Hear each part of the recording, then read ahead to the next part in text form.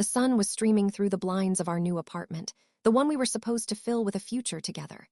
In 1 week, I would be Lily Morgan. I was staring at my left hand, at the diamond solitaire that had felt so light and right for the last 9 months, now feeling like a heavy, cold weight. My laptop was open in front of me. On the screen, paused, was a video. It was sent to me an hour ago by a number I didn't recognize. The message with it was simple. Thought you should see this before you make a huge mistake. From a concerned friend. The video was titled, Jake's Last Night of Freedom. Jake, my fiancé, was on his bachelor party trip in Vegas. He'd left 2 days ago with his brother and 5 of his closest friends. He'd been texting me, sending goofy selfies by the pool, promising he was being good and just playing poker. Miss you, future Mrs. Morgan, his last text read. I'd smiled at it, feeling secure, feeling loved. I shouldn't have clicked the video. But curiosity, that stupid, biting creature, made me press play. The first minute was what you'd expect. Loud club music, blurry shots of a VIP table crowded with bottles, Jake's friends laughing, arms around each other. Jake was in the center, wearing a stupid cowboy hat someone had clearly bought him as a joke. He was smiling, but it didn't reach his eyes.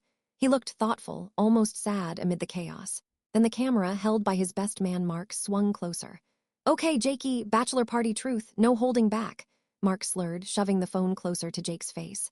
One question. What's the one thing you're really leaving behind tomorrow? Be honest. Jake took a long swig from his beer. The noisy room seemed to fade for him. He looked straight into the lens, his blue eyes glassy from drink but intensely focused. He didn't hesitate. Emma, he said, his voice thick with the emotion that stole the air from my lungs. Leaving behind the idea of Emma, for good this time. Someone off-screen whooped. Mark laughed. Dude, you're marrying Lily. She's a goddess. Jake just nodded slowly, that distant, sad smile still on his face. Yeah, Lily's perfect, she is, but Emma, she was my person, you don't get 2 of those. The video jostled then, someone grabbing Jake into a headlock, the moment broken, the conversation moving on to something crude about strippers. But the moment was frozen for me. I sat there, watching the 3 seconds on a loop, the way he said her name. Emma! It wasn't a casual mention, it was a confession, it was a eulogy. She was my person. The words echoed in the silent apartment, my person. He was supposed to be my person, I was supposed to be his. I stared at my ring, I thought of Emma. I'd never met her, but I knew of her. The college sweetheart. The one who got away when she moved to Paris for a job. The big one before me. He'd said it was ancient history, a closed chapter. The video proved it was a book he was still desperately, secretly reading. My phone buzzed. It was Jake. Hey, beautiful, thinking of you. One more day, then I'm all yours forever. I looked from his text to the paused video of his heartbroken face saying another woman's name. I didn't write back. I just sat in the quiet, growing sunlight, feeling the foundation of my future crack and splinter under me. The hours bled together. I must have watched the clip 50 times, searching for something I'd missed, a joke in his eyes, a hint that he was putting on a show for his friends. But every viewing just made it worse. The raw honesty in his drunken admission was undeniable. You don't get 2 of those. The finality in that statement wasn't about me, it was about her. It meant he believed his one chance at a soulmate had already passed. Where did that leave me? The consolation prize? The perfect, practical replacement? I didn't cry. I felt numb, a strange hollow feeling spreading from my chest out to my fingertips. I mechanically went through the motions of my day. I watered the plants on our balcony. I folded the laundry, separating his t-shirts from mine. Each familiar, domestic act now felt like a performance in a play I hadn't signed up for. My phone rang. It was my maid of honor, Sarah. Lils, just finalizing the seating chart with your mom. Are we putting Uncle Frank near the dance floor, or is that a disaster waiting to happen? Her voice was bright, full of the joyful stress I was supposed to be feeling. I listened to her, my eyes fixed on the paused video still on my screen. Sarah, I interrupted, my voice sounding flat. Did you know about Emma? There was a sharp silence on the other end. Emma, Jake's ex. What about her? Sarah's tone was suddenly cautious. What's going on? Someone sent me a video from the bachelor party. Jake said he was leaving behind the idea of her. He said she was his person. I repeated the words, each one tasting like ash. Sarah let out a long sigh. Oh, Lily, he was drunk. It was a bachelor party. They say stupid, sentimental things about the past. It doesn't mean anything. But her reassurance felt rehearsed, hollow. Did you know he still felt this way? I pressed. Another pause. Lily, everyone has a past. Jake loves you. He chose you. He's building a life with you. She wasn't answering my question. That was answer enough. She knew. Maybe not the specifics, but she knew the ghost of Emma was bigger than Jake had ever let on to me. The numbness began to recede, replaced by a hot, sharp anger. I wasn't just hurt. I was humiliated. How many people in our life knew? How many had pitied me, the woman marrying a man who was secretly in love with someone else? I ended the call with Sarah, promising to look at the seating chart later. I knew I wouldn't. I opened my browser. A stupid, self-destructive impulse took over. I typed her name into a search engine. Emma Carlisle. Her LinkedIn profile popped up first. She was a graphic designer based in New York now, not Paris. Her profile picture was of a smiling woman with intelligent eyes and artfully messy hair. She was beautiful in an effortless, creative way I'd never be. I clicked on her Instagram. It was private, but her profile picture was a small, cropped image of her laughing, her head tilted back. It was the kind of laugh that was contagious, even through a pixelated thumbnail. I imagined Jake seeing that laugh. I imagined him comparing my careful, polite smile to it. The anger curdled into something more painful, a deep inadequacy. He said I was perfect. Perfect was a bland, polished stone. A person was alive, flawed, real. He'd given her his messy, real heart. He was giving me a perfect, polished future. It wasn't enough. Not anymore. I took off my engagement ring and placed it carefully on the kitchen counter. It stared back at me, a glittering question mark. Jake was coming home tomorrow, and I had no idea what to say to him. The night was the longest of my life. I didn't sleep. I sat on the couch in the dark, the glow of my laptop the only light. I wasn't watching the video anymore. I was just sitting in the silence of the apartment, a silence that now felt accusing. Every corner held a plan we'd made together. The empty wall where we'd talked about putting a big bookshelf. The kitchen island where he'd proposed, on one knee with slightly shaking hands. It all felt like a set for a play that had just closed permanently. The ring sat on the counter like a prop someone had forgotten to put away. When the gray light of morning finally crept in, I felt brittle, like dried-out clay. I made coffee out of habit, the routine movements grounding me in a way nothing else could. The pot gurgled, filling the space with a normal sound. My phone lit up with a new text. Jake, on the flight home, can't wait to see you. I love you, I read the words. A week ago, they would have sent a warm thrill through me. Now they felt like lines from a script. Were they meant for me, or was he saying them to convince himself? Was I love you something he truly felt for me, or was it just what you were supposed to say to the perfect woman you were supposed to marry? I didn't reply. I needed to see his face when he said it. I needed to look into the eyes that had looked so mournfully into a camera and said another woman's name, and see if the man looking back at me was my fiancé or a stranger. His flight landed at noon. I knew his schedule. I heard the key in the lock at 12:45 p.m. The sound was so normal, so everyday, that for a split second, the last 24 hours felt like a bad dream. The door swung open and there he was. Jake, tanned from the Vegas sun, a little rumpled from travel, carrying his duffel bag. He dropped it the second he saw me, his face breaking into a wide, genuine smile. There she is, he said, his voice full of warmth. He crossed the room in 3 strides and wrapped his arms around me, burying his face in my hair. God, I missed you. He smelled like airplane air and his own familiar scent of soap and clean cotton. My body, trained by love, instinctively started to relax into the hug. Then my mind screamed the truth. Emma, she was my person. I stiffened. I didn't hug him back. After a moment, he pulled back, holding me by my shoulders, his smile fading into concern. Hey, you okay? You look pale. He searched my face, his thumbs rubbing my arms. Was the wedding planning too much? Did my mom call about the flowers again? He was trying to be sweet, to be the understanding fiancé. It made everything worse. Who's Emma? I asked. My voice was quiet, calm, and utterly cold. His hands froze on my arms. The concern in his eyes flickered, replaced by a flash of pure panic.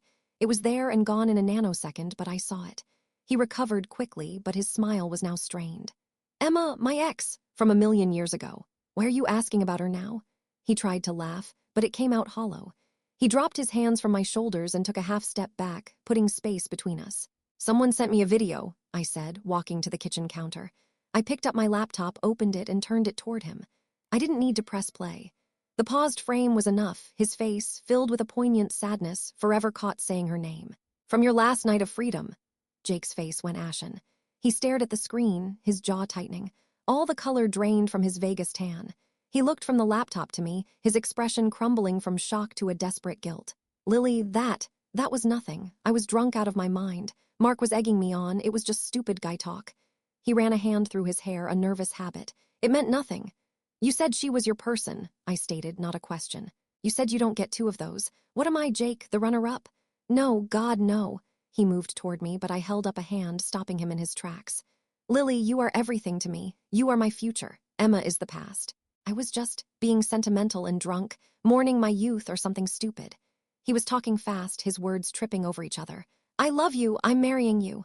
The words hung in the air, but they were different now. They were just sounds. I looked at him, really looked. I saw the man I loved, but I also saw the ghost of the boy who had loved someone else first and maybe never stopped. I saw the panic in his eyes, not just at being caught, but at the truth being exposed.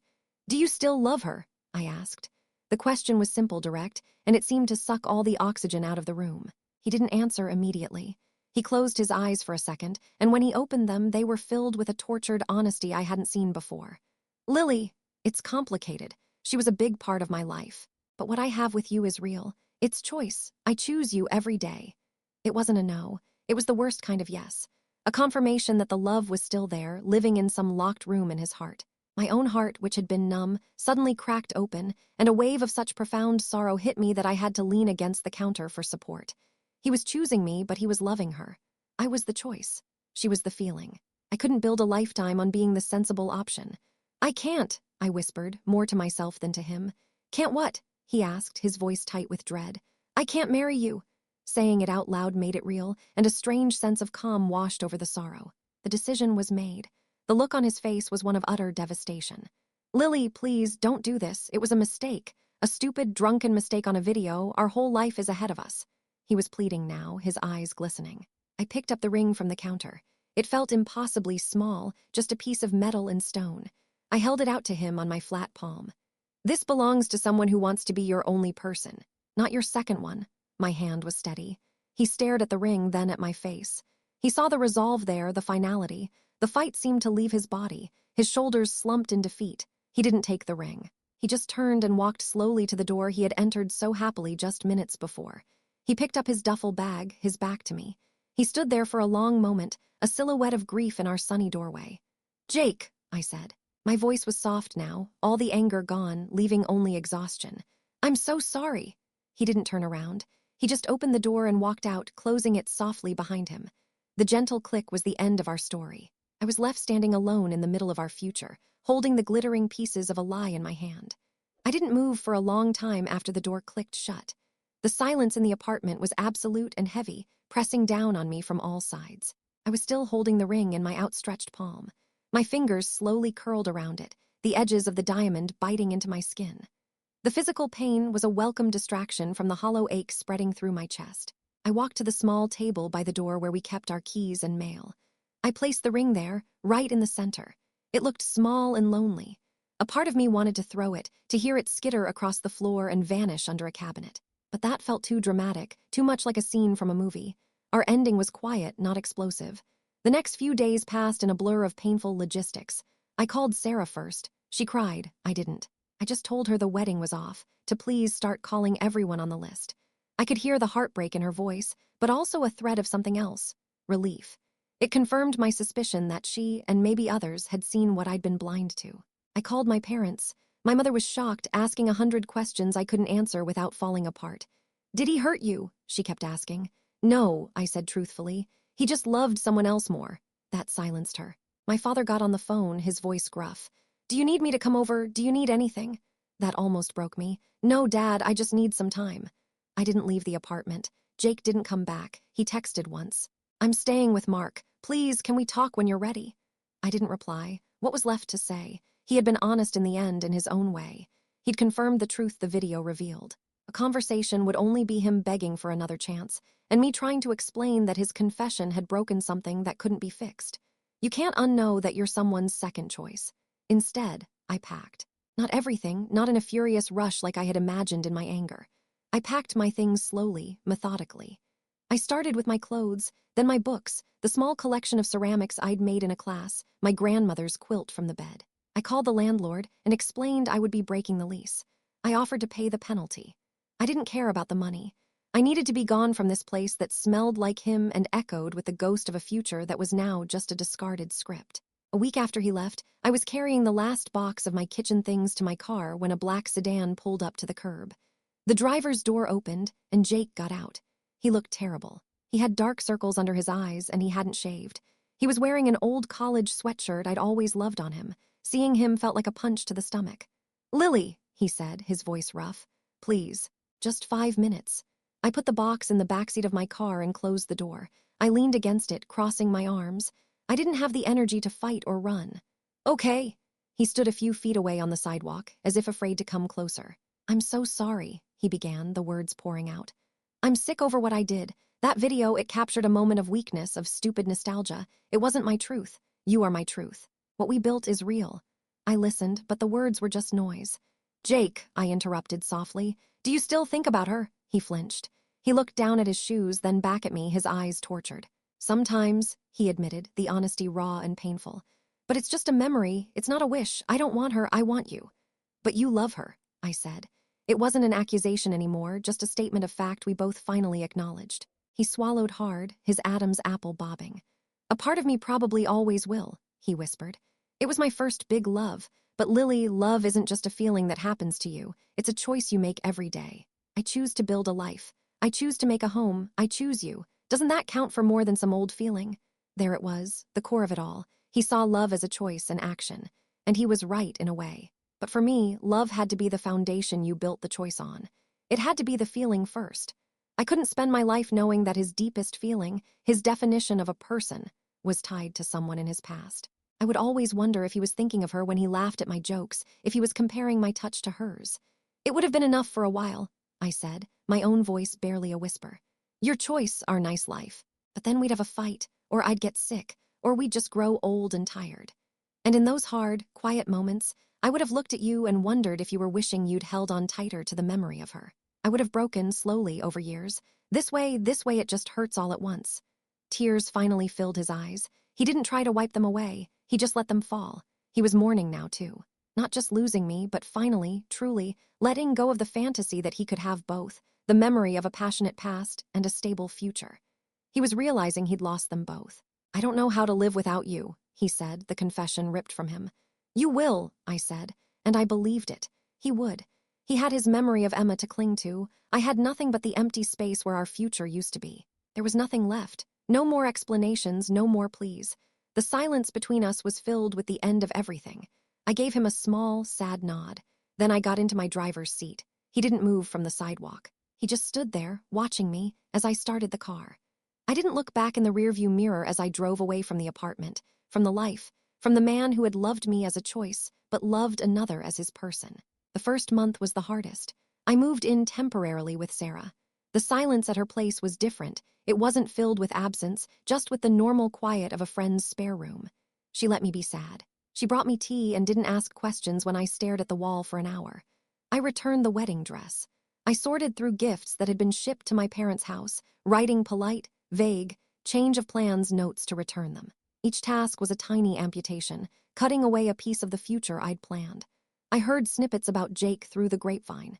He'd taken a temporary assignment in another office. He'd sold his share of the apartment lease back to the landlord. He was, by all accounts, a ghost in his own life too. There was no satisfaction in hearing he was hurting. It just made the whole tragedy feel more real and more wasteful. 3 months after I drove away, I found an envelope in my mailbox at my new, small apartment. It had no return address, but I recognized his handwriting. My name, just Lily, written in his familiar slant. My hands shook as I opened it.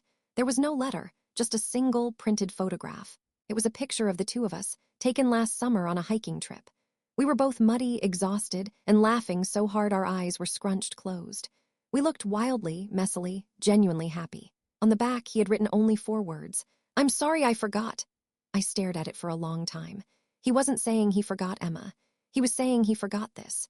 He forgot the real, joyful, messy love we did have in the blinding light of a nostalgic memory. He was apologizing for diminishing what was real by idolizing what was past. It was the truest, most painful thing he could have sent. It didn't make me want him back, but it allowed a small, fragile seed of peace to settle in the ruins of my heart. Our love hadn't been a lie. It just hadn't been his whole truth. I put the photo in a drawer. I didn't look at it again, but I knew it was there. A piece of evidence that it had been real, for me at least. A year later, almost to the day, I was having coffee alone at a small cafe, reading a book. I looked up and saw a couple at a table across the room. The woman was gesturing wildly, telling a story, and the man was watching her with an expression of such pure, absorbed adoration that it made my breath catch. It was the look of someone who had found his person. I felt a pang, not of jealousy for them, but of a clarified sadness for myself. I had never seen that look on Jake's face, not directed at me. I had seen affection, pride, comfort, choice, but never that specific, singular awe. I realized then that the video hadn't ruined my life. It had saved it. It had given me a brutal, precious gift, the truth. It had saved me from a lifetime of being loved well, but not being loved fully. It had saved me from a marriage where I would always be wondering, always feeling the faint, cold draft from a door in his heart he kept closed for someone else. I paid for my coffee and walked outside into the autumn sunshine. The air was crisp, clean. For the first time in a year, the weight of what I had lost didn't feel heavier than the relief of what I had escaped. I wasn't happy yet, but I was free. And for now, in the quiet of my own company, with no one's ghost between me and the future, that was enough. The story of Jake and Lily was over. My own story, whatever it would be, was finally beginning.